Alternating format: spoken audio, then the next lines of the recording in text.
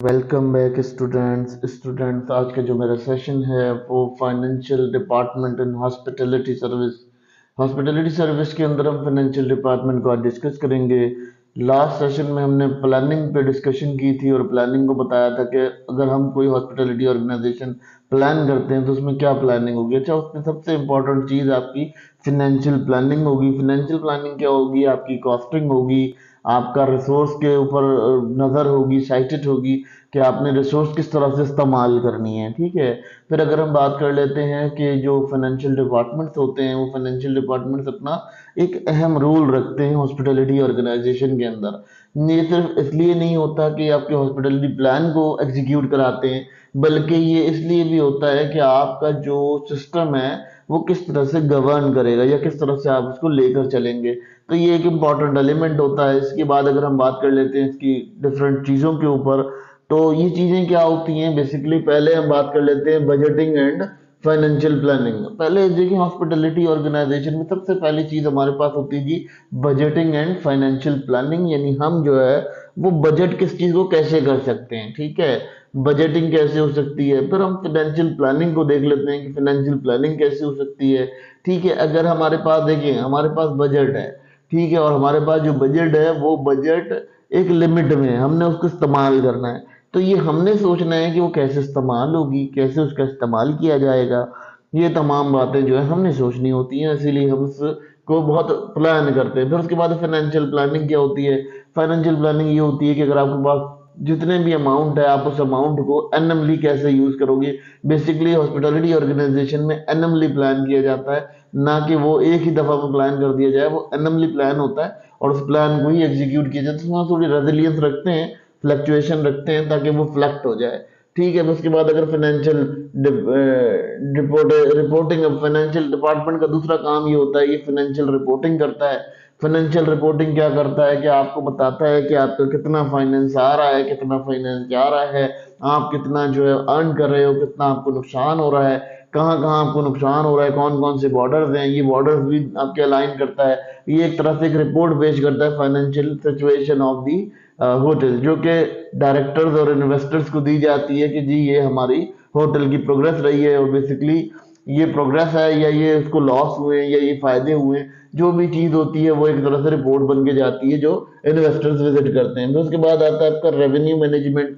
अच्छा, financial department में कुछ ऐसा डिपार्टमेंट होता है जो रेवेन्यू मैनेज करता है, जैसे sales and revenue department hotel का जो है वो बेसिकली फाइनेंशियल डिपार्टमेंट से लिंक्ड होता है। तो वो क्या करता है, वो ऑलमोस्ट किसी हॉस्पिटैलिटी ऑर्गेनाइजेशन का ये डिपार्टमेंट रेवेन्यू मैनेजमेंट करता है, यानी कोशिश करता है सेल्स लेकर आता है, मार्केटिंग करता है, लोगों को लिए नए नए प्लान लाता है, सर्विसेज को एग्जीक्यूट कराता है, ये तमाम चीजों को लेकर बिल्ड करता है। तो इस बिल्डिंग की वजह से क्या होता है, इस बिल्डिंग की वजह से जो है हमारे पास एक हॉस्पिटैलिटी का सिनेरियो क्रिएट होता है। फिर अगर हम बात कर लेते हैं जी कॉस्ट, कॉस्ट कंट्रोल करता है, इसका सबसे बड़ा एक और डिपार्टमेंट होता है। इसके ये सब डिपार्टमेंट्स होते हैं बेसिकली, ये जो हम डिस्कस कर रहे हैं ये सब डिपार्टमेंट्स होते हैं। सब डिपार्टमेंट में कॉस्ट कंट्रोलेशन एक डिपार्टमेंट होता है, वो आपकी हर चीज की कॉस्ट को कंट्रोल कर रहा होता है। यानी कॉस्ट जितनी लोअर होगी उतने रेवेन्यू ज्यादा होंगे। तो जो कॉस्ट कंट्रोलिंग डिपार्टमेंट होता है उसका काम होता है कि वो कॉस्ट कंट्रोल करता है और कोशिश करता है कि कम कॉस्ट के अंदर अच्छा काम किया जाए, जिसमें परचेजिंग डिपार्टमेंट आ जाता है। परचेजिंग डिपार्टमेंट के साथ उसका जो है वो वेंडर्स पेमेंट डिपार्टमेंट होता है, जो वेंडर से डील कर रहा होता है, वेंडर्स डिपार्टमेंट होता है। इस कॉस्ट कंट्रोल के अंदर भी बहुत सारी ऐसी डिपार्टमेंट्स होते हैं जो काम कर रहे होते हैं। फिर उसके बाद जो है आइडेंटिफाई कॉस्ट सेविंग। अच्छा, कॉस्ट को सेव भी कर रहा होता है किसी तरह से, किसी तरह से कॉस्ट को सेविंग की बता रहा होता है कि हम किस तरह से कॉस्ट को बचा सकते हैं।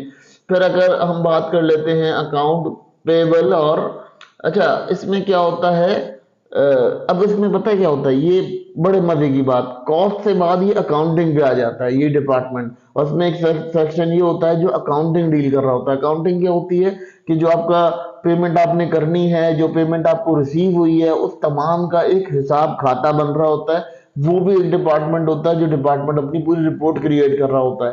तो ये भी एक सब डिपार्टमेंट होता है फाइनेंशियल डिपार्टमेंट का हॉस्पिटैलिटी के, और ये अकाउंट और अकाउंट के ऊपर भी काम कर रहा होता है। इन्हें अकाउंट्स देख रहा होता है कि किसको कितना पे करना है, किसको कितना नहीं पे करना है, और उससे भी जो है लिंक्ड होता है आपका फाइनेंशियल डिपार्टमेंट से, यानी फाइनेंशियल डिपार्टमेंट से ये लिंक होता है और ये देख रहा होता है कि किसकी कितनी पेमेंट होगी, कितनी पेमेंट हमें रिसीव होगी, या कब कब कब कहाँ कहाँ पेमेंट रिसीव होगी। फिर उसके बाद जो है ये देखते हैं कि अगर कोई इनवाइस है और किसी ने इनवाइस दी हुई है तो वो इनवाइस कैसे क्लियर करानी है, इनवाइस कैसे क्लियर होगी, या उसकी क्या प्रोसेस होंगे, ये देखना होता है। उसके बाद ये पेमेंट को देखते हैं कि ये पेमेंट कहाँ से की जाएगी। लेट सपोज किसी ने लाख रुपए आपसे डिमांड कर लिए कि जी ये लाख रुपए मुझे चाहिए, तो आपका जो फाइनेंशियल डिपार्टमेंट होता है वो ये चीज देख रहा होता है कि आपके पास जो है आपने कैसे जो है रिसोर्सेज को एनालाइज करना है, किस तरह से आपने रिसोर्सेज को लाना है ताकि आप उसकी पेमेंट को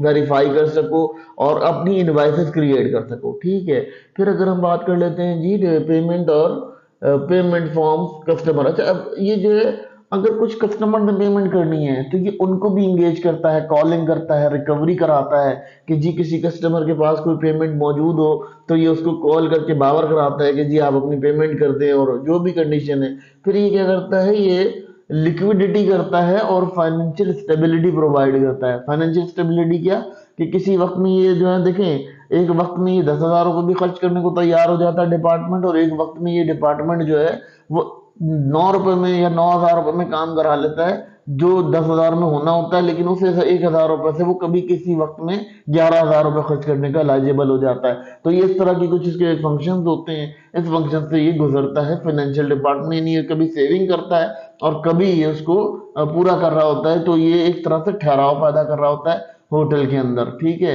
यानी एक्सपेंसेस को, यानी हॉस्पिटलिटी ऑर्गेनाइजेशन के जितने भी एक्सपेंसेस होते हैं उसको कंट्रोल कर रहा होता है। फिर अगर बात कर लेते हैं जी फाइनेंशियल कंप्लायंस, यानी ये क्या करता है, ये तमाम जितनी भी फाइनेंशियल होती है उसको जो है इंश्योर करता है कि आपका जो फाइनेंस है उसकी आपने किस तरह से लोगों पर एक्ट करवाना है, लोग किस तरह से इसको डील करेंगे, या लोगों का किस तरह से इस पर वर्क होगा, वर्कआउट होगा। तो ये तमाम चीजें जो है वो आपका कहलाती हैं आपकी फाइनेंशियल कंप्लियंस। यानी आप क्या करोगे, आपका जितना भी फाइनेंस है आप किस किस चीज पर उसे खर्च करोगे, उसके बाद जो है वो आपका फाइनेंशियल कंप्लियंस है। कंप्लियंस बेसिकली क्या होता है कि आपने जो है वो कोई रेगुलेशन है, कोई आपकी इंडस्ट्री में ऐसी चीज हो रही है, कोई ऐसे स्टैंडर्ड है जिसको मेंटेन करना है, तो ये वो कंप्लियंस कराता है कि वहां पर फाइनेंशियली स्टैंडर्ड को मेंटेन करता है, ताकि जिससे आपकी ऑर्गेनाइजेशन जो है वो लोगों की नजर में बेटर हो सके।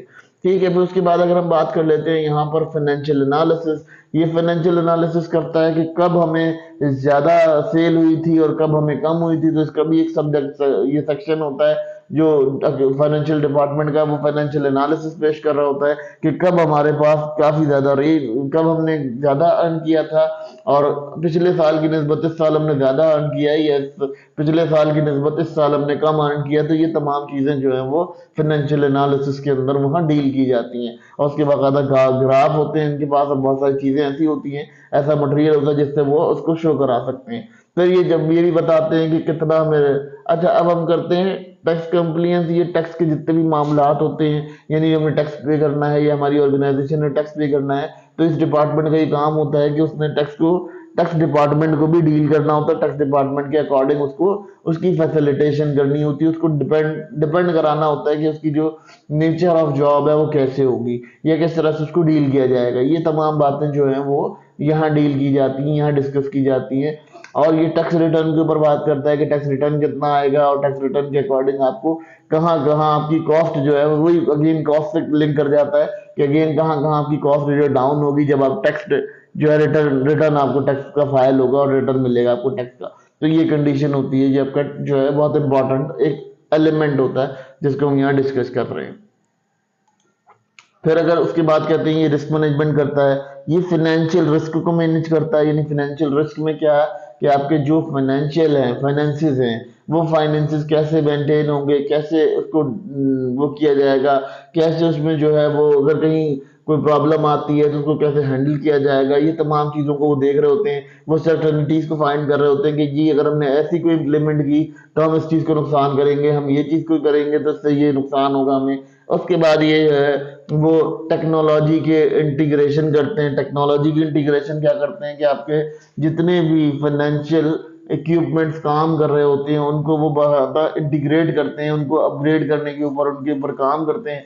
और जो आपके लोकल इंस्ट्रूमेंट भी वहाँ काम कर रहे होते हैं, जैसे कोई देखें सिंपल सी बात है कि आपको जो आपकी ऑर्गेनाइजेशन है वहां पर कोई चीज एक टाइम पे तो नहीं रहेगी ना, उसमें कुछ ना कुछ चेंज आता रहता है। तो ये वो तमाम चीजों को, सॉफ्टवेयर को ठीक करने के लिए कोई खर्चे हैं, कोई अखराजात हैं, उन अखराजात को करते हैं। आपका कोई सॉफ्टवेयर अपग्रेड हो रहा है, उसकी कोई चीजें कर रहे हैं, कोई आपकी चीजें आपकी अपडेट हो रही हैं, अप टू डेट करते हैं। ये तमाम टेक्नोलॉजीज को ये हैंडल कर रहे होते हैं फाइनेंशियली कि किस किस चीज को हमने जो है वो अपग्रेड करके रखना है, ठीक है।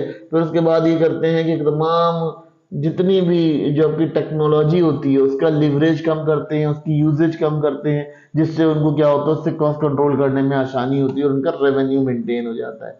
फिर अगर हम बात कर लेते हैं तो देखें जी, ये तमाम बातें स्टूडेंट्स को इसलिए बताई जा रही हैं कि स्टूडेंट्स को ये समझ आ जाए कि हॉस्पिटैलिटी ऑर्गेनाइजेशन के अंदर फाइनेंस डिपार्टमेंट का बहुत अहम रोल है। अगर फाइनेंस डिपार्टमेंट अगर है कहीं तो उसका कोई एक बहुत इंपॉर्टेंट रोल है। वो इसीलिए है क्योंकि वो एक खास काम के ऊपर अपना तवज्जो को रखता है, अपनी तवज्जो रखता है। और बेसिकली ये तवज्जो इसीलिए भी रखता है क्योंकि हम लोग ये समझ सकते हैं कि हॉस्पिटैलिटी ऑर्गेनाइजेशन जो है वो किस तरह से ट्रीट की जा रही है, किस तरह से हम उसे डील कर रहे हैं, कहाँ हमारी डीलिंग कैसे होगी। तो फाइनेंशियल डिपार्टमेंट जो है वो एक तरह से backbone of the hospitality organisation होता है। क्योंकि देखिए जी, अगर हम फिल्म के गोल्स के ऊपर बात करें या किसी ऑर्गेनाइजेशन के गोल्स के ऊपर बात करें तो उसका फर्स्ट गोल होता है कि प्रॉफिट मैक्सिमाइजेशन। तो जब प्रॉफिट मैक्सिमाइजेशन पे जाते हैं तो फाइनेंशियल डिपार्टमेंट एक इम्पॉर्टेंट डिपार्टमेंट होता है जिसके हम समझ सकते हैं कि ये आपके लिए जो है वो बहुत ज्यादा काम करेगा। यानी आपके जो हॉस्पिटैलिटी ऑर्गेनाइजेशन उसके बढ़ाने के लिए, उसकी तरक्की को और उसको कम करने के लिए ये दोनों सूरतों में आपको बहुत ज्यादा डिपेंडेंट वे में काम करता नजर आएगा। और उस काम की वजह से क्या होगा, स्टूडेंट्स को ये समझ में आ जाएगा कि उनकी जो डिस्कशन है वो किस लेवल पर है, कैसे है, और किस तरह से उसको वेरीफाई किया जा सकता है, किस तरह से उसको गोल्ड किया जा सकता है। तो ये तमाम चीज़ों को जो है यहाँ डिस्कस करना ज़रूरी था, बच्चों को बताना बेहद ज़रूरी था कि ये तमाम फाइनेंस डिपार्टमेंट होते हैं, ये सब सेक्शंस भी होते हैं फाइनेंशियल डिपार्टमेंट के।